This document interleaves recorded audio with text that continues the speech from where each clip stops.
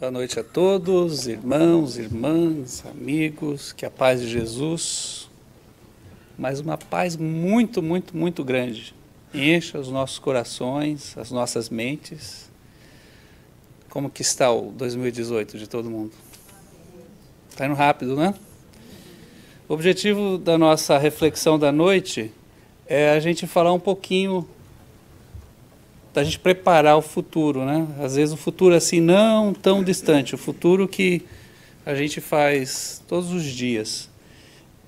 É uma impressão minha ou vocês têm notado que parece que está uma corrente de negatividade, assim, a instabilidade política no Brasil, aqui, tantas coisas acontecendo, tantas pessoas sendo prejudicadas, tanta coisa aí a gente se sente assim sem poder de fazer nada.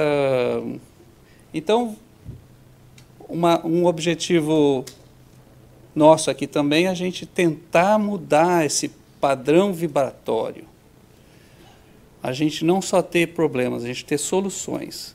E a gente vai, no Livro dos Espíritos, no Livro dos Espíritos é dividido em 4 livros, né?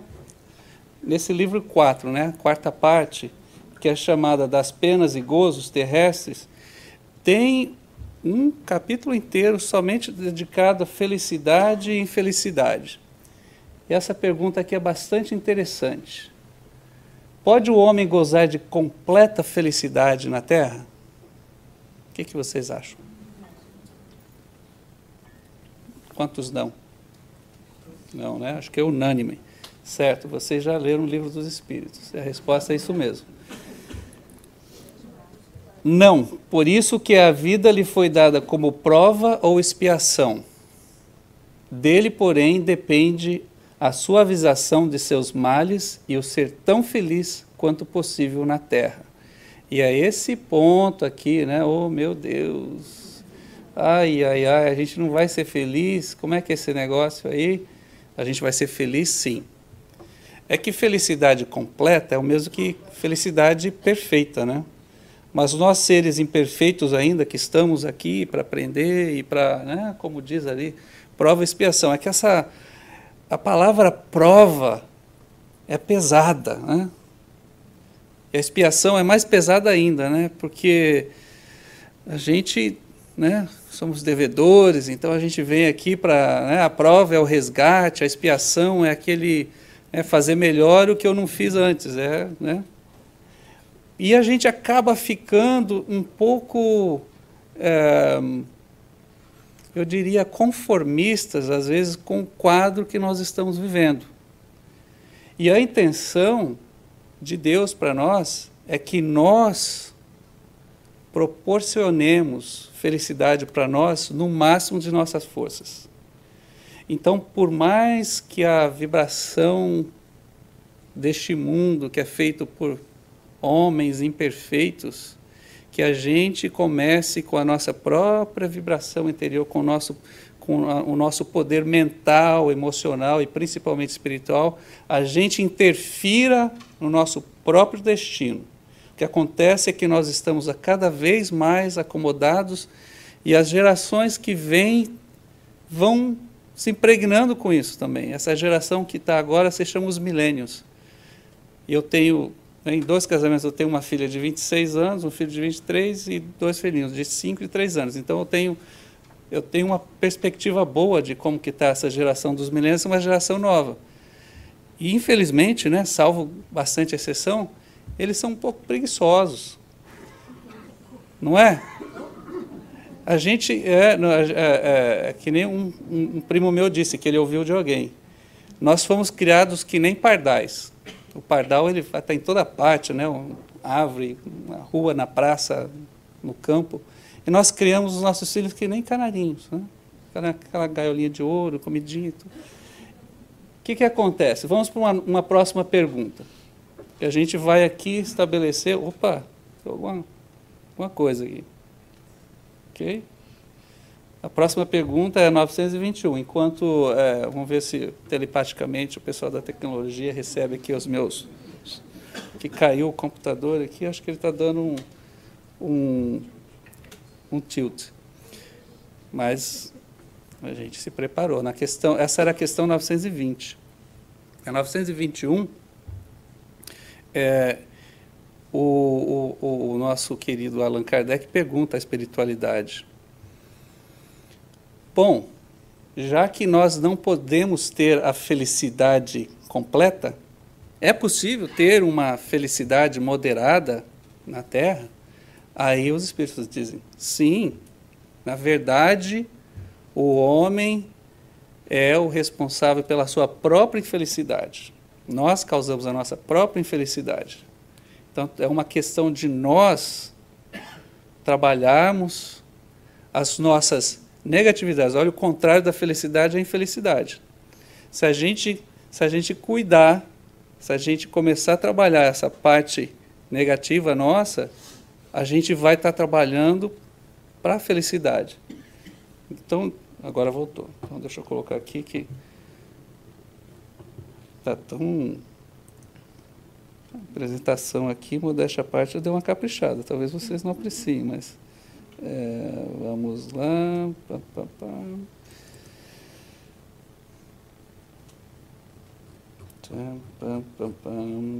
Ok, preparando. Qual que é o título da palestra? Vocês se lembram?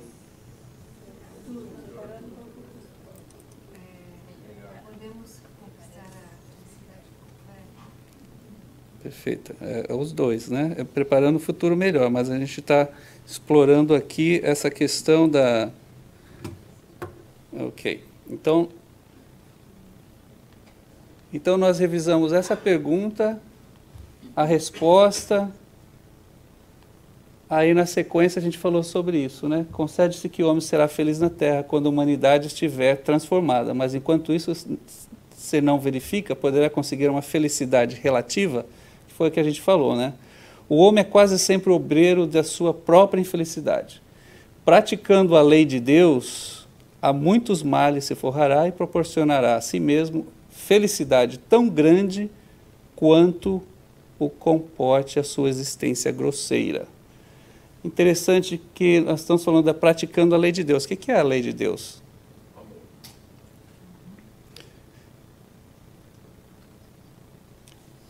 No livro dos Espíritos, aqui, depois a gente vai dar uma repassadinha. Nós temos o que eles chamam das leis naturais. Para facilitar todas essas dúvidas nossas, né? Essa é uma pergunta interessante, que é a lei de Deus. O amor faz parte da lei de Deus, mas tem um conjunto de leis, são 10 leis, chamadas leis morais, ou as leis naturais, que a codificação do livro dos Espíritos traz para nós. Vamos verificar essa próxima aqui, a questão 933. Vou ler aqui que está mais fácil para mim. Assim como quase sempre é o homem o causador de seus sofrimentos materiais, também o será de seus sofrimentos morais? Sim, né?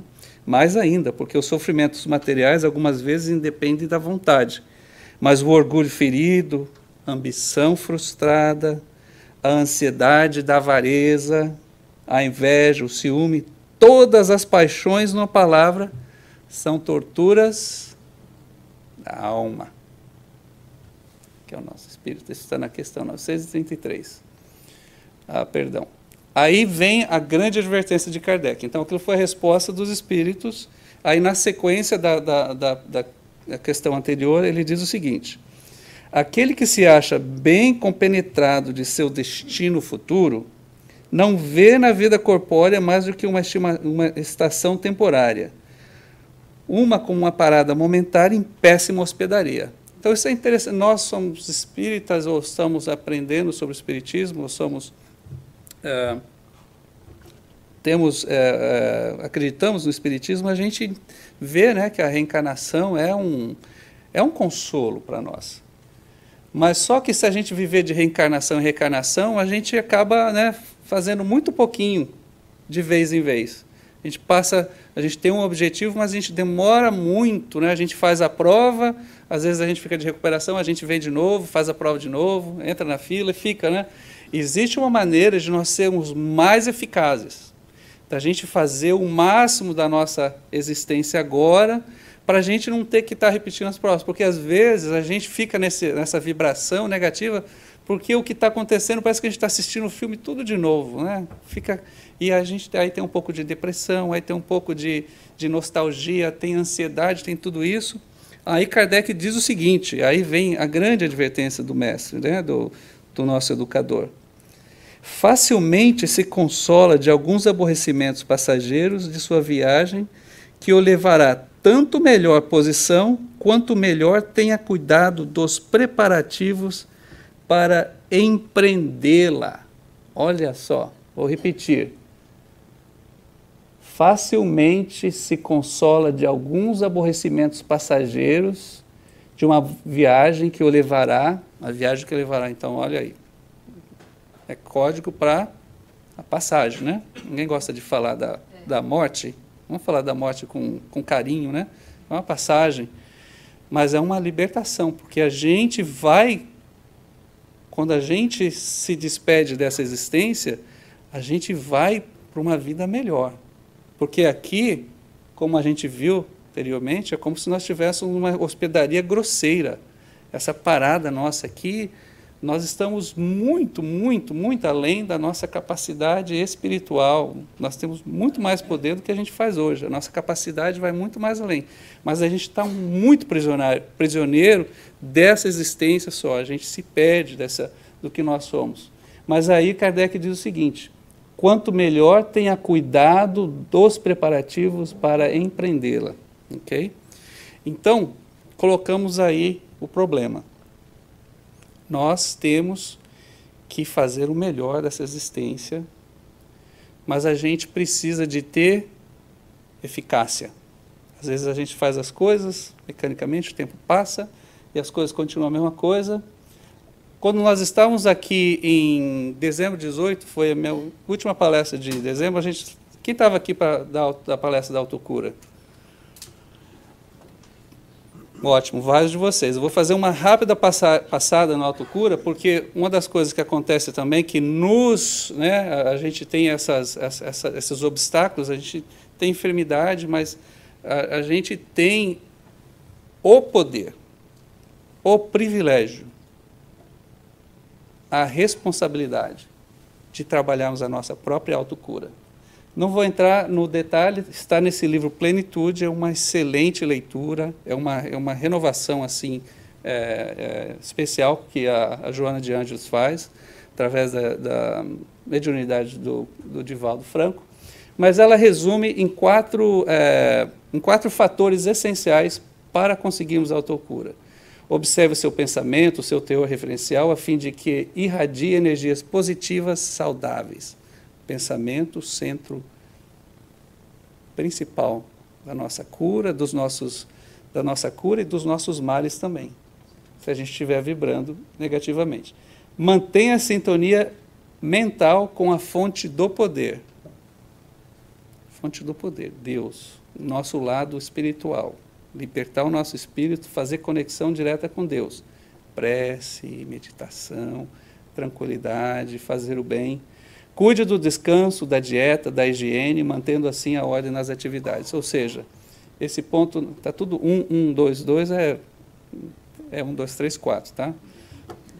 Tá estranho aí. Então, nesse número 2 aqui, descanso, dieta, higiene mental, né? Vamos, igual a Lívia colocou na entrada aqui da mensagem inicial, vamos cuidar de todo o lixo que passa. A gente não precisa, né?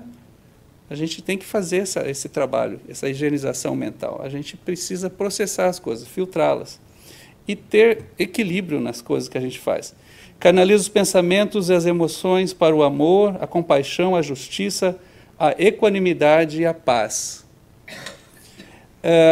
A Joana de Ângeles, nesse livro Vida Feliz, inclusive eu fiz essa palestra em inglês e a mensagem da abertura foi exatamente essa, que fala sobre o nosso futuro. Ser sábio investindo no futuro. O que ora te acontece resulta do passado que não podes remediar, mas aquilo que irá suceder depende do que realizes a partir de hoje. Essa é Joana de Ângeles, mensagem 119 desse livro de mensagem chamado Vida Feliz. mas aquilo que irá suceder depende do que realizes a partir de hoje. Enquanto recolhes efeitos de ações passadas, estás atuando para consequências futuras. Conforme semearás, assim colherás. A tua fatalidade é o bem. Fatalidade no sentido, o bem vai acontecer. Por mais que a gente fuja dele, por mais que a gente só queira fazer o mal nessa vida, é fatal, a gente vai encontrar com o bem. Como atingi-lo será opção tua, mediante ação rápida ou retardada e contramarchas. Quando a gente erra a marcha, coloca uma ré em vez de colocar... A gente nem usa mais trocar marcha, né? Ninguém está fadado ao sofrimento. Vamos repetir isso? Ninguém está fadado ao sofrimento. Este é o resultado da escolha errada. Investe no amanhã e serás feliz desde hoje. Investe no amanhã e serás feliz desde hoje. Já nos ensinou Jesus que a recuperação do ser humano não está na morte do pecador, está na morte do pecado, né? Então, muito embora a gente está vendo esse processo de autocura, eu trouxe aqui, a gente vai dar uma passadinha rapidinho nisso aqui, mas eu trouxe aqui os 7 hábitos de pessoas altamente eficazes. E nós vamos fazer uma revisão, para nós aplicarmos isso no nosso dia a dia. Tá? Tá em inglês aqui, mas eu vou passar e vou falar rapidinho. Eu só preciso de alguns voluntários. Eu vou sugerir, recomendar que a gente tome algumas notas. É muito importante. Voluntário. Tem caneta e papel aqui. Mais voluntário, não precisa nem voluntário. Tem muita coisa que a gente sabe, a gente acha que sabe bem, mas a gente não consegue colocar em prática.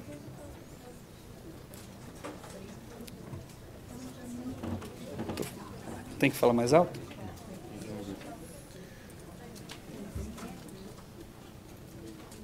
Ok, enquanto vocês estão passando aqui, uma rápida revisada aqui nas leis morais ou leis naturais. Aquilo que nós vimos na resposta 920, né? Que a gente foge das leis de Deus. Então, é uma leitura bastante recomendável. Está no livro 3, do Livro dos Espíritos. Ali fala de todas as leis morais. Seriam como os 10 mandamentos, né, que seriam o primeiro código moral que nós recebemos. Aí Jesus traz a lei do amor. Aí o Espiritismo traz, né, a doutrina espírita traz essas leis morais assim, com a chave, né, deixando as coisas bem mais claras. Por exemplo, na lei número 10, Lei da Justiça, Amor e Caridade, na pergunta 886, Kardec pergunta aos espíritos: qual o verdadeiro sentido da palavra caridade como a entendia Jesus? Aí os espíritos respondem: benevolência para com todos, indulgência para a imperfeição dos outros e perdão de todas as ofensas. Tudo bem? Vamos falar sobre... Esse senhor é um educador, ele faleceu em 2012, o nome dele é Stephen Covey, Dr. Stephen Covey. Ele escreveu esse livro que foi considerado um dos livros mais influentes para melhorias de empresas, de pessoas, de organizações, até de igrejas. E ele vendeu mais de 25 milhões de cópias, foi considerado, o New York Times foi considerado um dos livros de maior influência a nível de público. Ele, na verdade, na introdução desse livro, ele mesmo diz, ele não criou nada aqui. Ele não criou nada, ele compilou as coisas, ele ficou anos fazendo estudos e conseguiu colocar uma fórmula. Quais são os melhores hábitos para se ter, para que a pessoa consiga fazer Ser altamente eficaz. Ser eficaz é que a gente seja produtivo, que a gente consiga tudo aquilo que a gente quer, porque a gente quer, às vezes, muita coisa, ou às vezes a gente não quer tanta coisa assim, mas a gente tem muita dificuldade entre o querer e o fazer, o realizar. E aí o que acontece? A gente fica perdido no meio do caminho, aí a gente fica naquele processo, né, da negatividade. Vamos para o primeiro hábito, seja proativo. O patinho feio.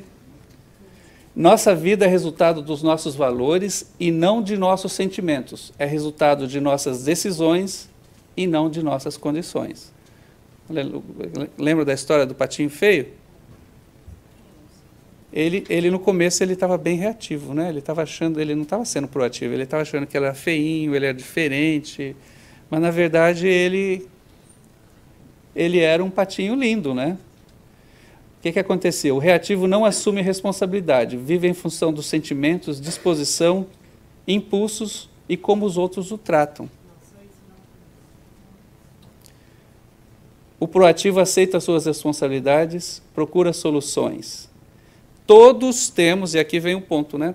Todo vai ter um ponto de conclusão aqui. Todos temos a capacidade de escolher como respondemos aos desafios da vida. Então, o professor Cave aqui, ele está dizendo o seguinte: é muito mais fácil nós sermos reativos, porque é o lado mais confortável, exige muito pouco esforço e a gente sempre tem aquela transferência da responsabilidade. Mas quando nós somos proativos, a gente busca sempre não ficar focado no problema, para a gente não se perder no problema. A gente busca ficar focado na solução.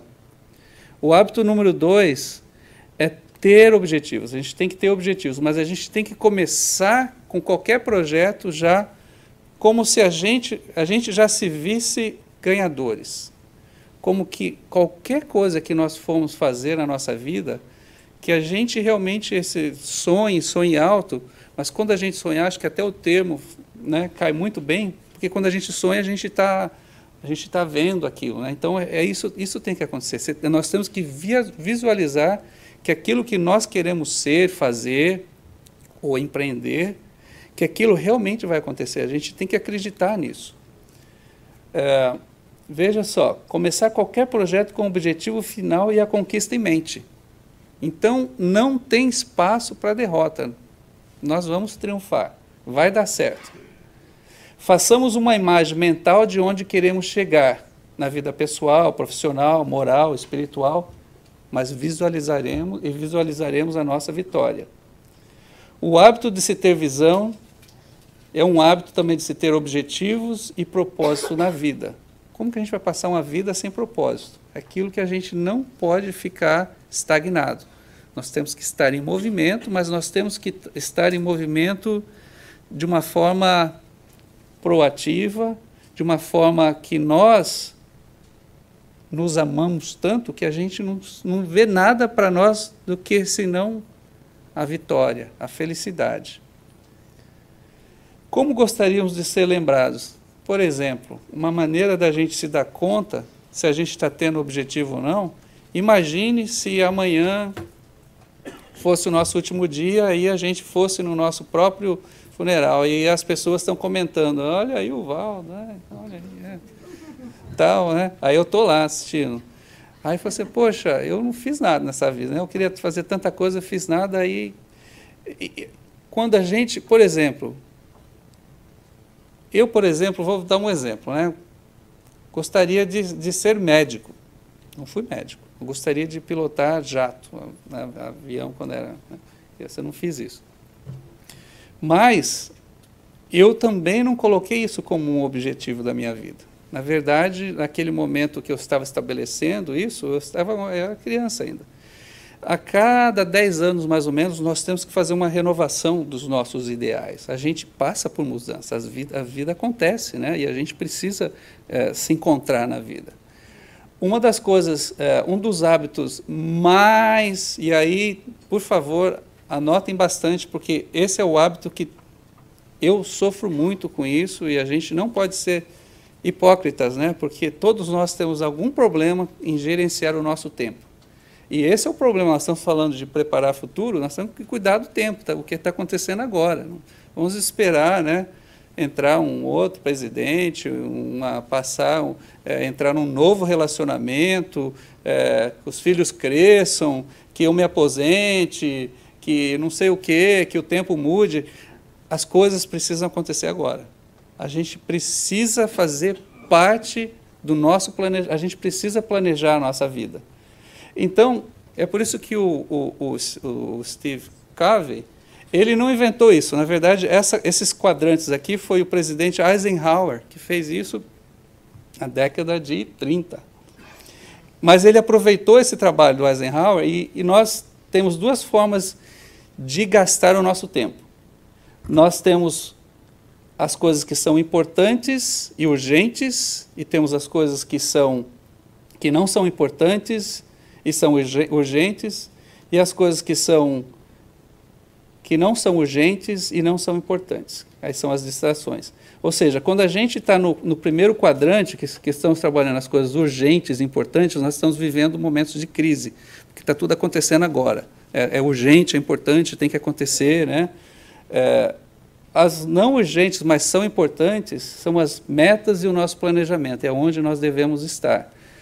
No terceiro quadrante, que são as interrupções, são coisas que acontecem na nossa vida, ou pessoas que estão na nossa vida, que elas não são importantes, mas são urgentes, mas é a urgência delas, não é importante para nós. E as distrações é aquilo que não é importante no urgente.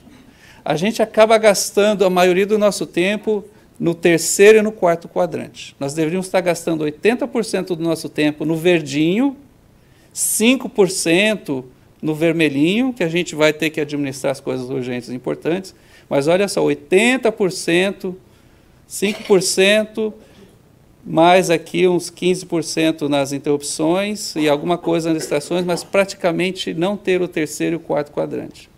Vamos lá. Exemplos, né?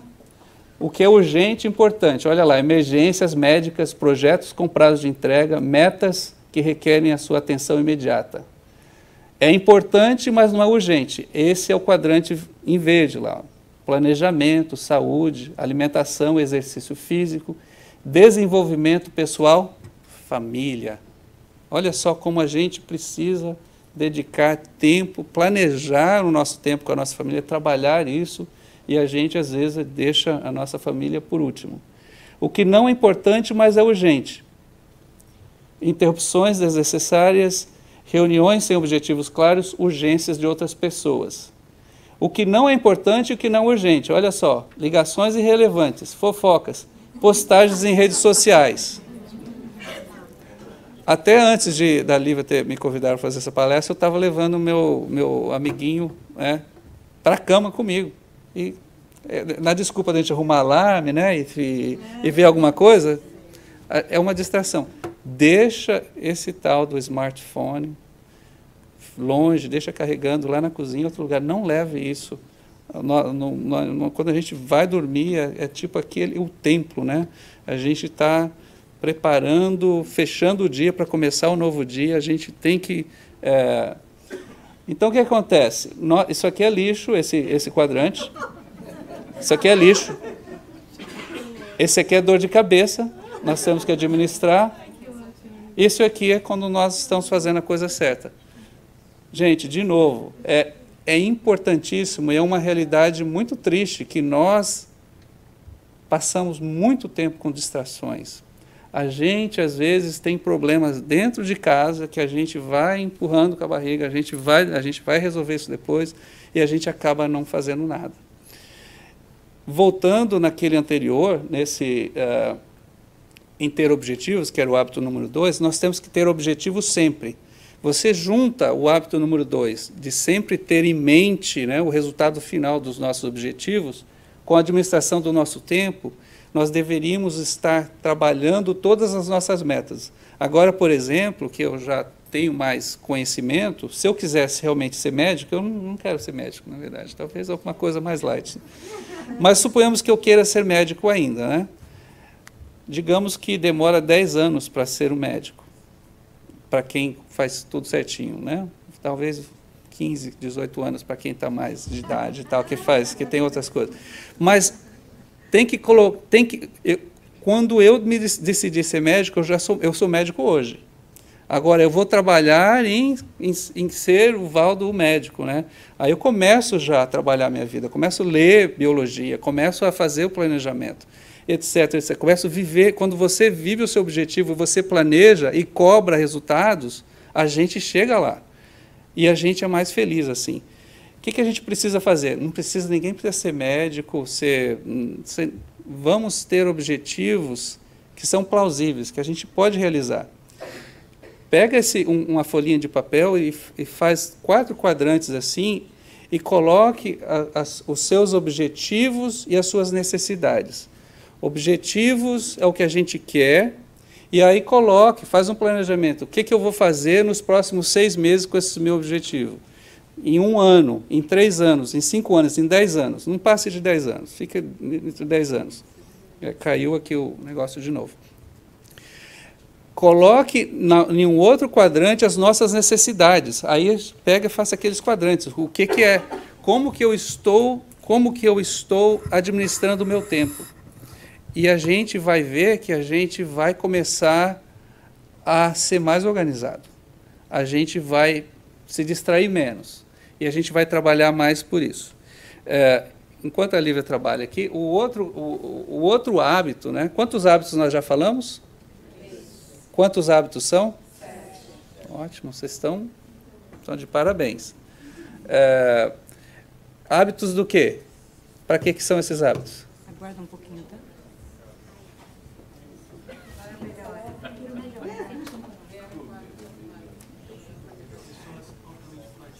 Exatamente. O título do livro em inglês é 7 Habits of Highly Effective People.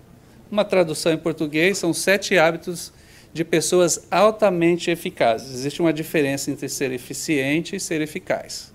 Eficiente, você pode fazer tudo muito bem, mas não tem, né, não tem um objetivo. Você faz as coisas rápidas, mas aí talvez não tenha um uso, né? A eficácia é aquilo que você faz com um objetivo e consegue fazer dentro de um planejamento e faz da melhor maneira possível. É uma maneira produtiva da gente utilizar o nosso tempo. Quanto é a sua palestra, por favor? Eu pego aqui para deixar. Então, vamos lá. Segunda palestra. O que vocês acham que é o hábito número 4? Enquanto eu coloco na tela. Você acima de tudo. Muito bem. O que mais? Você já leu o livro, né? Muito bem. Não, na verdade, o hábito número 3 é coloque as primeiras coisas em primeiro lugar. Eu vou até ler exatamente como Steve Covey falou sobre isso, tá? Preparando. Aqui. Vamos lá. O hábito número 1 é ser proativo. O hábito número 2,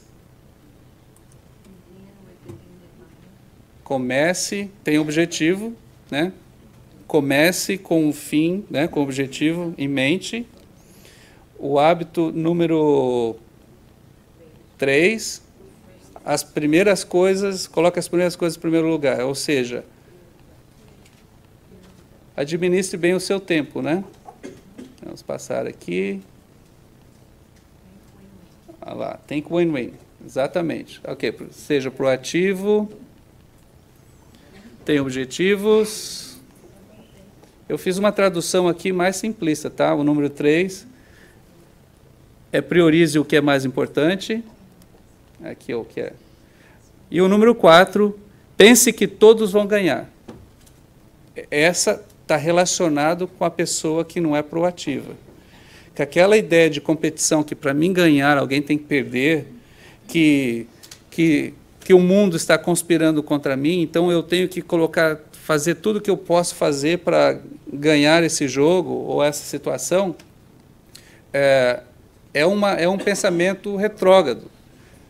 Muito embora existem tipos de competição que elas são saudáveis, o que é mais saudável é quando todos ganham. Então, vamos lá. O que nós temos aqui de... Aqui o negocinho, vou usar aqui o...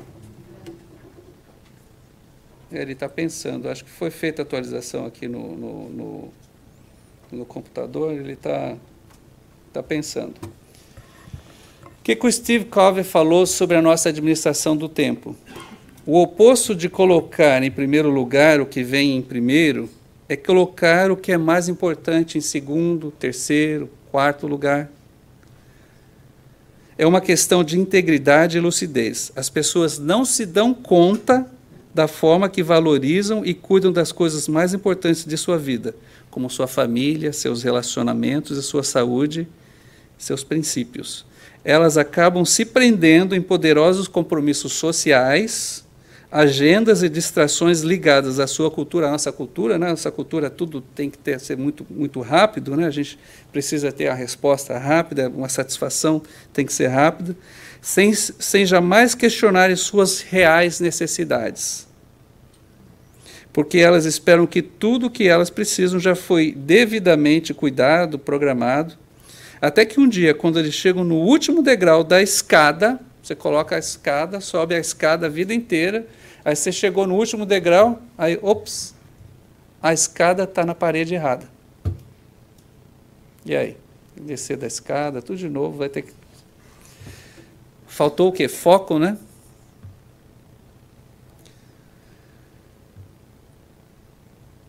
Aí o PC aqui resolveu dormir.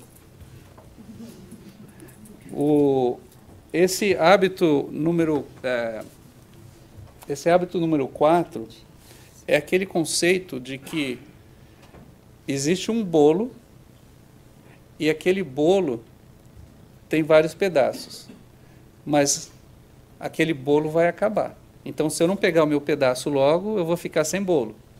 E nesse conceito de que todos ganham, né, que é o ganha-ganha, não tem porque eu buscar das pessoas que estão à minha volta como sendo ameaças. E, às vezes, o que acontece, a gente acaba podando a oportunidade da gente aprender com pessoas que conhecem mais que a gente. Todos nós temos habilidades diferentes. E, às vezes, a gente fica nessa neura de que eu preciso ser melhor, a gente procura isso, né? E, às vezes, muitas vezes, falta humildade da nossa parte, né?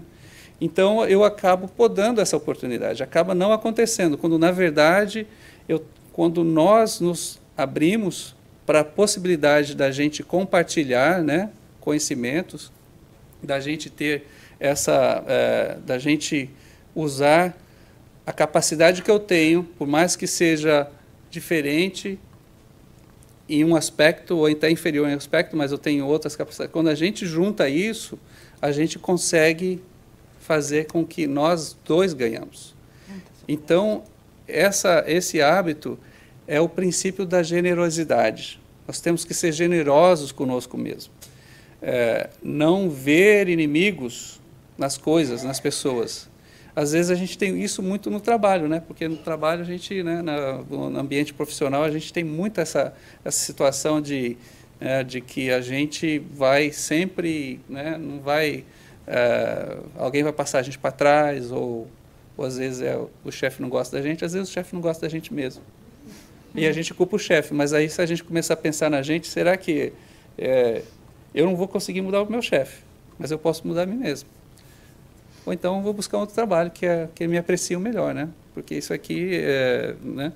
Ou se a gente fazer tudo que a gente pode dentro da nossa capacidade e as coisas não estão acontecendo, é que a vida está convidando a gente a fazer um movimento um pouco diferente.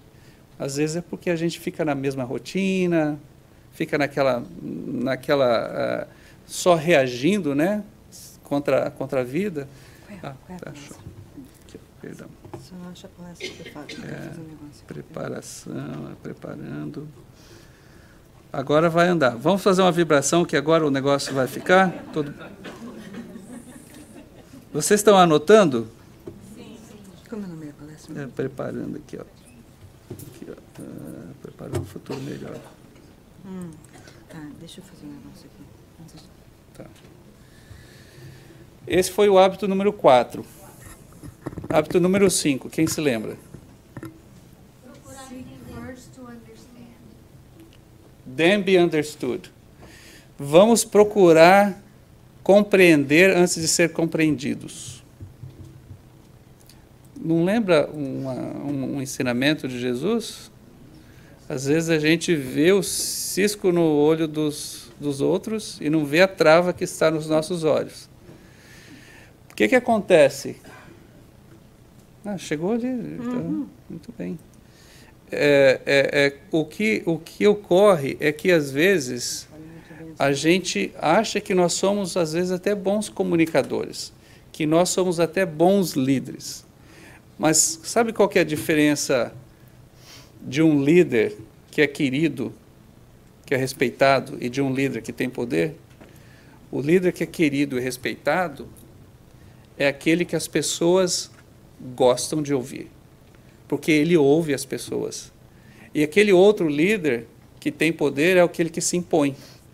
Realmente, ele, né, tem conhecimento, tem experiência, mas ele é bom para ele mesmo. Enquanto o outro líder que é querido, ele se dá, ele toma o seu tempo para ouvir as outras pessoas, para entender os sentimentos das outras pessoas. Eu acho que conseguiu sair aqui? Tá, tudo bem. Então, esse hábito é como que a gente pode ser empático, né? Como que a gente pode... A melhor maneira da gente aprender é fazer o quê? É ouvir. Porque enquanto nós podemos ter o maior conhecimento do mundo, e o próprio Sócrates disse, né, que tudo que eu sei é que nada sei. Mas quando nós ouvimos, quando nós respeitamos, porque às vezes ouvir não é só sentar e ficar lá, oh, meu Deus, essa palestra não vai acabar hoje. Quando nós ouvimos, nós estamos dando a pessoa que está se comunicando a oportunidade de passar alguma coisa para nós. E quando a gente faz algum julgamento, a gente bloqueia a pessoa. A gente não pode julgar, por mais que o que a gente não está aprendendo nada, a gente não está achando nada produtivo. Mas é uma questão de caridade, muitas vezes. E, às vezes, a gente está fazendo a caridade com a pessoa de dar aquela oportunidade, mas a gente está fazendo caridade com a gente mesmo. A gente vai sempre aprender. Então, esse é o hábito número 5. E o hábito número 6 é sinergize-se. Sinergize-se. Uma coisa é ter sinergia, outra coisa é sinergizar-se. O que é a sinergia? É quando várias forças diferentes trabalham juntos por um propósito único, resultado sempre maior. E é exatamente uma das coisas que acontece nesse país, no nosso país, no mundo em geral. O universo está conspirando que nós sejamos, quanto mais diversificados, melhores, que nós sejamos mais unidos. E nós temos que celebrar essas diferenças. O que acontece é que a gente tolera, a gente aceita, a gente não abraça essas diferenças. O presidente Bill Clinton, por exemplo, sem entrar em nada político, ele convidou esse senhor Steve Covey, esse educador Steve Covey, para que ele usasse esses hábitos na administração dele. Ele teve 2 administrações. E ele foi para a Casa Branca e fez um trabalho, fez um seminário lá com o presidente para fazer isso. Tá? É ótimo. Olha só, A gente falou aqui do hábito número 5, compreender antes de ser compreendido, antes de fazer nossa contribuição, antes de tomarmos ações, antes de se ter as bases para o julgamento. E na sinergia, olha, a sinergia, metas são atingidas quando todos... Não é simples de entender isso? Hábito da criatividade, da cooperação, buscando entendimento no processo de algo novo. Acho que aqui o segredo é apertar o botãozinho. Ótimo. Demanda um alto nível de cooperação. Neste princípio, 1 mais 1 não é igual a 2, é igual a 3, é igual a 4, igual a 1000. Quando a gente une duas placas, que se tem um maior resultado do que o valor das duas placas separadas. É como aquele princípio do trigo, né? Um feixe de trigo. A gente faz esse exercício quando a gente está fazendo um exercício em grupo, para a gente se dinamizar. Se pegar um raminho de trigo, ele quebra, é muito frágil, mas se pegar um fecho, é altamente resistente, não se quebra, porque aquele é também o conceito da união. Aqui, no caso da sinergia, não necessariamente da força do grupo, mas é uma força que traz, além daquela união, um resultado, porque todos nós somos diferentes. Estamos chegando quase ao final. Princípio de valorizar as diferenças, não tolerar, aceitar as diferenças, mas celebrar as diferenças. Falamos sobre isso. Esse aqui é o último hábito.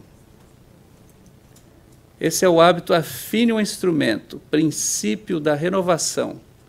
E olha só como o Steve Covey, ele fez, como ele deu uma codificada, né? Ele é doutor em ciência de religião. Então, eu não sei, eu acho que pode-se assumir que ele estudou talvez até a doutrina espírita, porque ele mesmo disse que ele ficou anos e anos avaliando todos os estudos que foram feitos, todos os materiais onde que as pessoas podem ter sucesso, onde que as pessoas podem ser mais felizes. E ele pegou, por exemplo, esse é um provérbio chinês: se quer derrubar uma árvore na metade do tempo, passe o dobro do tempo amolando o machado. Em inglês, esse hábito número 7 é chamado sharpen the saw, amole o serrote, né, o machado. Ou seja, se a pessoa estiver cortando uma árvore, ela fica lá horas e horas e horas cortando a árvore, aí chega alguém: meu amigo, se você amolar o seu machado aí, você sabia que você vai cortar essa árvore mais rápido? Você, não tenho tempo para isso, já faz horas, essa árvore vai cair eventualmente, não me atrapalhe. Isso aqui no Espiritismo a gente chama de reforma íntima. A gente tem que estar procurando se renovar. A gente tem que estar procurando alimentar todos os outros hábitos, né? A gente jamais vai ser proativo da noite para o dia se a gente passou uma vida inteira por vários traumas que a gente já carrega, a gente já tem. Então, a gente, né, não vamos também querer fazer mudanças da noite para o dia. Mas a gente tem que procurar se renovar todos os dias. A gente tem que buscar quais são aquele conjunto de valores que faz com que as coisas não aconteçam para mim na velocidade que eu gostaria que elas acontecessem. Que as coisas não dão certo. Por que os meus relacionamentos, né, são frustrados? Por que tanta dor? Por que tanto sofrimento? Vamos buscar dentro da gente, não fora. As respostas estão dentro da gente. O que vem para a nossa conclusão é aqui. Essa aqui é uma das imagens mais fortes, mais bonitas que eu conheço nesses vários anos fazendo palestra. Essa é a melhor forma da gente se preparar para o futuro. É o que está acontecendo aqui e agora. Deus colocou pessoas maravilhosas para que a gente cuide e para cuidar da gente. São pessoas imperfeitas como nós somos imperfeitos. Nós vamos ter crises. Na verdade, é assim que a gente aprende. Como a gente reage a essas crises é o que faz a diferença. A maneira mais eficaz da gente se preparar para o futuro, hoje, é a gente buscar a elevação espiritual. Como? Pelo trabalho,